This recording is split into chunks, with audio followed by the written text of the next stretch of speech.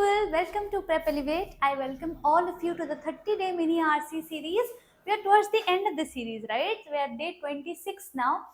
Sports psychology, the mental resilience of elite athletes. Resilience क्या होता है? Ability to bounce back after a difficult situation.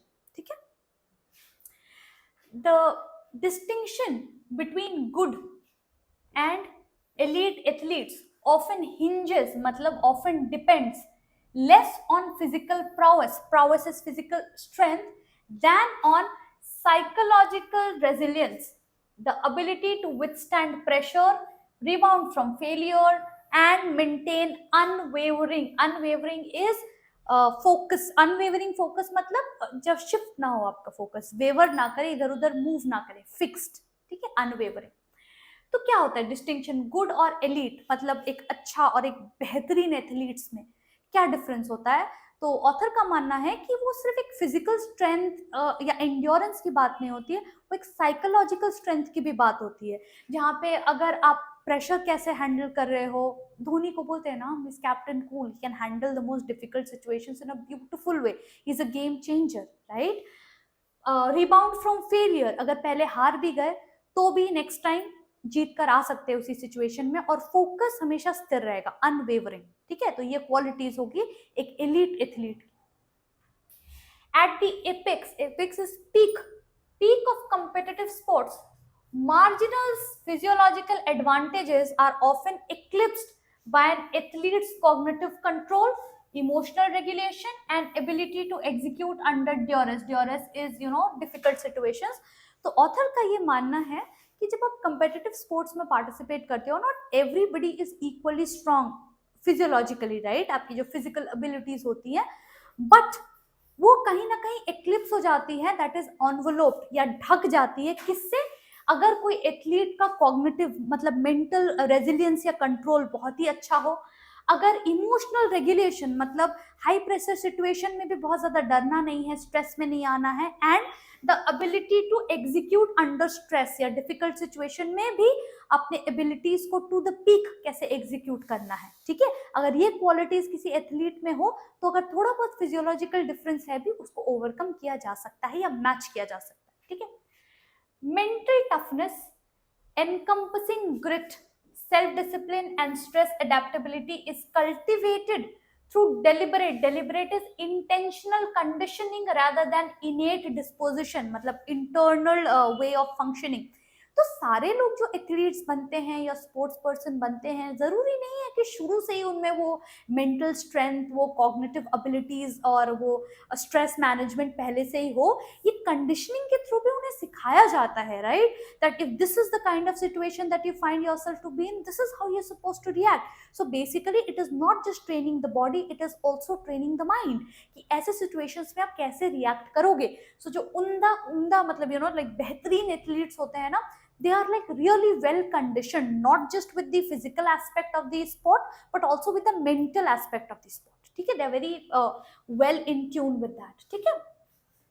Studies in sports psychology underscore मतलब highlight the role of cognitive reframing, wherein setbacks are reinterpreted as growth opportunities rather than failures. This is very important.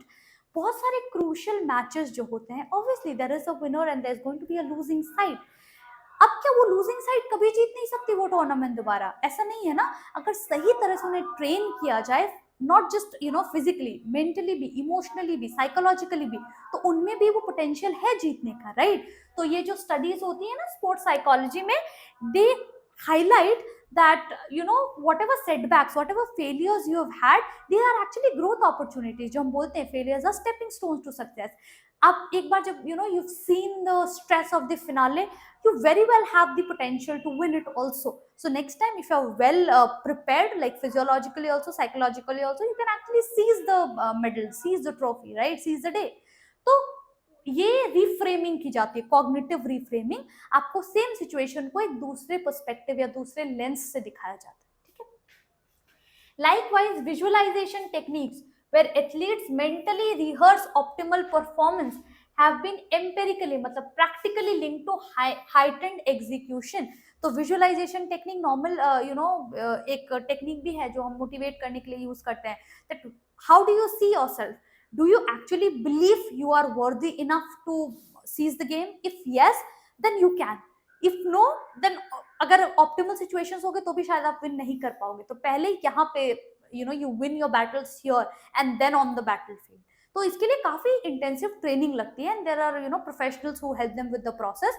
तो visualization technique भी बहुत beautiful effective technique है.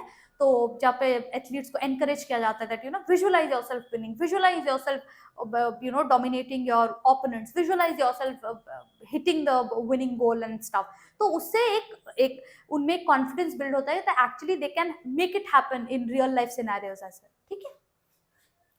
However, the paradox of resilience lies in its double-edged nature. तो क्या है double-edged nature? क्या है?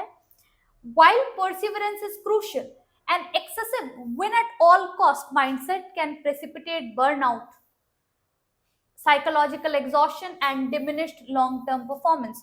तो हर चीज का एक flip side भी होता है. Even too much of a good thing is also not good, ऐसा बोला जाता है, right? तो क्या problems आती है कि if you're too focused on winning at all cost, ultimately उसी के लिए आपको ट्रेन किया जा रहा है ना कि आप जीत सकते हो, आपको जीतना है, आप जीत सकते हो, आपको जीतना है. किसी वजह से अगर you are too invested in the process, what will happen? अगर आपके आउटकम्स आपके फेवर में नहीं आए, it is going to lead to burnout. इतना एफर्ट किया मैंने, like I have given it my all and then it's not like what I wanted. Burnout भी हो सकता है, आप एक्सेसिवली खुद के लिमिट्स को पुश करोगे, you don't know when to stop. Then psychological exhaustion कि जीतना है जीतना है जीतना है, there's a lot of pressure, you will not be able to enjoy the other moments of your life because आपका focus excessive हो जाएगा. ठीक है. And then long term performance भी एक reduction आ जाता है, right? Because ultimately you have to be like in a really healthy mindset to be able to persevere for long. कभी कभी हम ऐसा बोलते हैं ना कि he or she was just a one night success. क्या होता है ये one night success? कि शॉर्ट टर्म के लिए तो आपने अपने आप को खुद को पुश कर लिया, अपने लिमिट्स को पुश कर लिया and you found yourself a place, but क्योंकि इतना ज्यादा पुश कर लिया you are not able to handle it, right? तो probably short term goals and those things are more effective. I'm deviating from the RC, right? तो अपने thoughts को नहीं लेकर आना है, RC में एक बिग लर्निंग है. एग्जैक्टली कंटेंट पे फोकस करते हैं. तो कंटेंट क्या बोल रहा है कि अगर बहुत win at all cost attitude develop हो गया तो उसके रेपरकशंस भी हैं, कॉन्सिक्वेंसेस भी हैं, जो लिखा हुआ है जो. ठीक है. The most formidable athletes, formidable कौन होते हैं? जिनको देखकर ही आपको डर लगे, either because of their skill, because of the way they represent themselves. It's a formidable, आपको लगेगा there is a sense of threat that you feel, okay, sense of anxiety or threat that you feel because the person is really it's somebody who is too skilled to dominate, right? like आप उसको हरा नहीं सकते, आपको देखकर ऐसा लगेगा formidable. ठीक है. दे बैलेंस relentless ambition, मतलब ये जो continuous relentless is unstoppable ambition को किस तरह बैलेंस करते हैं? With psychological agility, knowing when to push limits and when to recalibrate. तो यही क्वालिटी बहुत इंपॉर्टेंट है कि कब मुझे खुद को पुश करना है और कब मुझे when do I have to step back and recalculate. आपने देखा होगा स्पेसिफिकली क्रिकेट, बहुत लोग इस चीज से रिलेट करेंगे. the players, star players, they sometimes take a break or sometimes they are encouraged also to take a break, so they are given a rest. Why? Because continuously उन पे बहुत pressure रहता है. they are taking the dreams of so many people on their shoulders. ठीक है. तो उन्हें भी ब्रेक की जरूरत पड़ती है. तो ये बैलेंस करना जरूरी है, कहाँ मुझे पुश करना, कहाँ मुझे when do I have to step back and rest, ये जानना जरूरी है. The question remains, what is the question? Is resilience merely a product of repetitive conditioning? क्या रेजिलियंस कंडीशनिंग से ही डेवलप हो सकता है कि बार बार आप किसी को कोई चीज बोलो बोलो बोलो बोलो रिपीट करते जाओ और उसका कंडीशनिंग का पार्ट बन जाए? और इज इट्स सस्टेनेबिलिटी कंटिंजेंट, मतलब dependent on strategic self regulation? तो क्या ये एक्सटर्नल कंडीशनिंग के ऊपर डिपेंडेंट है या खुद से भी ये डेवलप किया जाता है? सेल्फ रेगुलेशन से भी डेवलप किया जा सकता है रेजिलियंस एज अ क्वालिटी. ठीक है. तो I think this is a very interesting one, right? Sports psychology, and this is a very interesting domain in itself. Just like behavioural economics है ना, वैसे sports psychology is very interesting. तो if you guys are interested, just read a little bit more about it. ठीक है. भी questions देखते हैं. According to the passage, which factor is most responsible for differentiating elite athletes from good athlete? क्या होता था elite और good? पहला ही लाइन में लिखा था. क्या था डिस्टिंक्शन? कि फिजिकल एबिलिटीज पे उतना फोकस नहीं है, साइकोलॉजिकल रेजिलियंस पे फोकस है. देखते हैं. Genetic predisposition towards superior motor function, नहीं, फिजिकल प्रोग्रेस के बारे में या बायोलॉजिकल प्रोग्रेस के बारे में बात नहीं है। The ability to regulate emotions and perform under stress, हाँ ये उसका एक्सप्लेनेशन है जो बाद में लिखा गया था। अनवेवरिंग फिजिकल एंड्योरेंस, नहीं फिजिकल एंड्योरेंस के ऊपर निर्भर नहीं था, उल्टा बोला गया है। A reliance on visualisation over actual training, no, visualisation एक इफेक्टिव टूल की तरह इंट्रोड्यूस किया गया था पैसेज में, rather देन अंडरस्टैंडिंग कि उस पर रिलाई करे या एक्चुअल ट्रेनिंग पे रिलाई करे, ठीक है। तो ये सही है कि इमोशंस को जो रेगुलेट कर सके, साइकोलॉजिकली जो खुद को मैनेज कर सके, वो एलीट एथलीट हो गया। What paradox about mental resilience does the passage highlight? Mental resilience का पैराडॉक्स क्या था कि you should know when to push your limits and you should know when to recalibrate, ठीक है, ये पैराडॉक्स है। और अगर विन एट ऑल कॉस्ट ऐसा एटीट्यूड डेवलप हो गया तो साइकोलॉजिकल एग्जॉशन हो जाता है लॉन्ग टर्म में, और भी बहुत सारे जो डीमेरिट्स थे। तो क्या लिखा गया है paradox? Psychological toughness is more important than physical fitness, no, ऐसा नहीं लिखा गया था। While resilience aids performance, yes, excessive persistence can lead to burnout. Exactly. कि परफॉर्मेंस को ऑब्वियसली वो बेटर करने में हेल्प करता है रेजिलिएंट अगर आप हो, बट एक्सेसिव होने से बर्नआउट भी हो सकता है। उसके बाद athletes must choose between talent and mental toughness, no, ये तो सही आंसर दिख ही रहा है, फिर भी पढ़ लेते हैं। Resilience is purely a byproduct of repetition without the need for recalibration. नहीं, recalibration का नीड तो है, राइट, अदरवाइज बर्नआउट हो जाएगा। अब लॉन्ग टर्म आप एक अच्छे प्लेयर नहीं रहोगे, ठीक है। The passage implies then that sustainable mental resilience is dependent on, अच्छा, sustainable किस तरह से आप मेंटल रेजिलियंस तो आपने डेवलप कर ली, बट उसको सस्टेन करने के लिए क्या चीज की जरूरत है? Conditioning alone as psychological resilience is a repetitive process, नहीं, ऐसा नहीं लिखा था कहीं पे स्पेसिफिकली कि सिर्फ कंडीशनिंग पे।